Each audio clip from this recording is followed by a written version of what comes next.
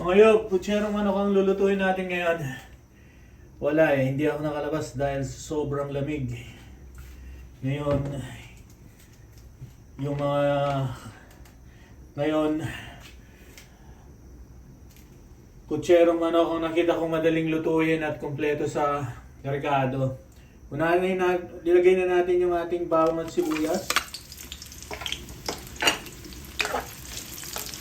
Nabubulol ako dahil nandito ako sa labas. Sobrang lamig.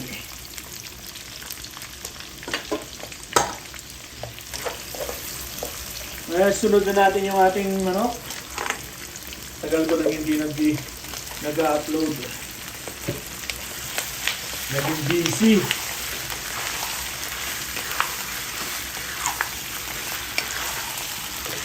Medyo prito-pritohin muna natin itong ating manok. Halo. Ngayon ang gagawin, ang susunod natin ay tomato paste. Kung may tomato sauce kayo, pwede rin ang tomato sauce.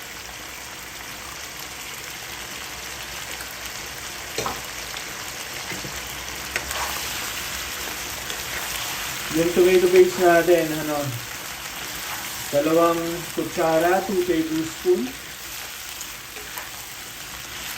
Halo-halo lang yan.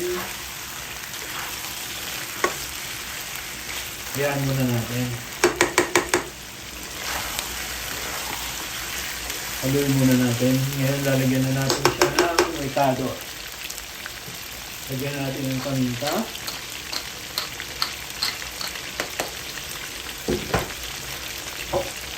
Yung ating soy sauce. Konti lang. Isunod natin yung ilalagyan ulit natin ng chicken powder. May tumawag kasi naputol yung video, and then lagyan na natin ng salt. Konting salt muna.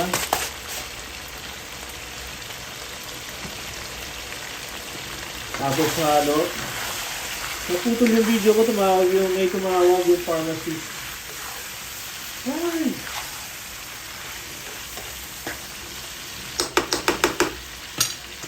Tapos ilagay na rin natin yung ating carrots, saging at saka yung patatas.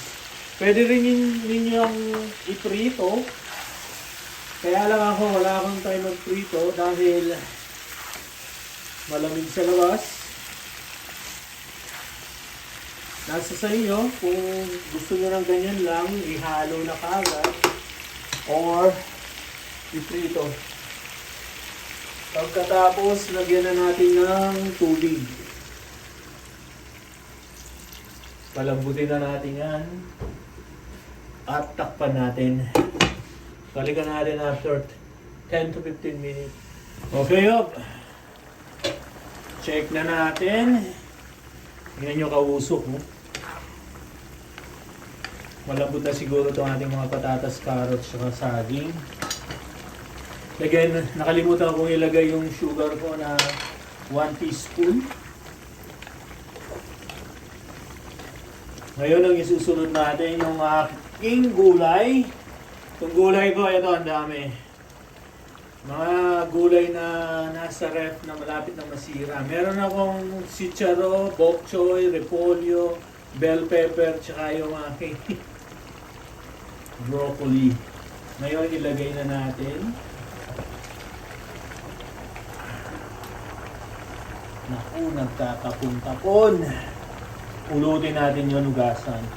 Takpan muna natin para bumaba yung ating gulay. Saka natin pupulutin yung mga natapon at hugasan. Okay, yob. Konting halo-halo lang yan. Ay, naku.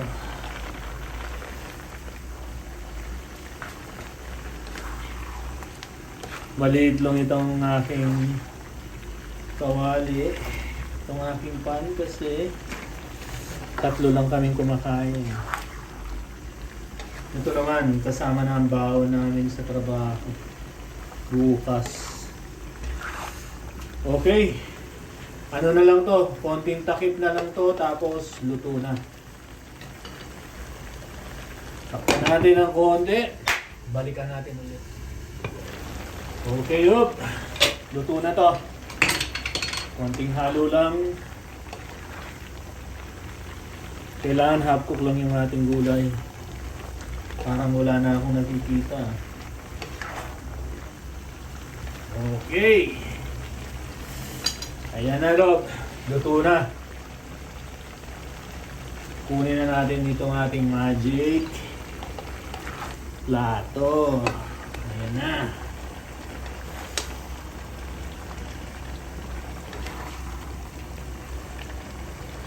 Okay. Eto na yung ating putserong manok. Thank you for watching. Bye for now.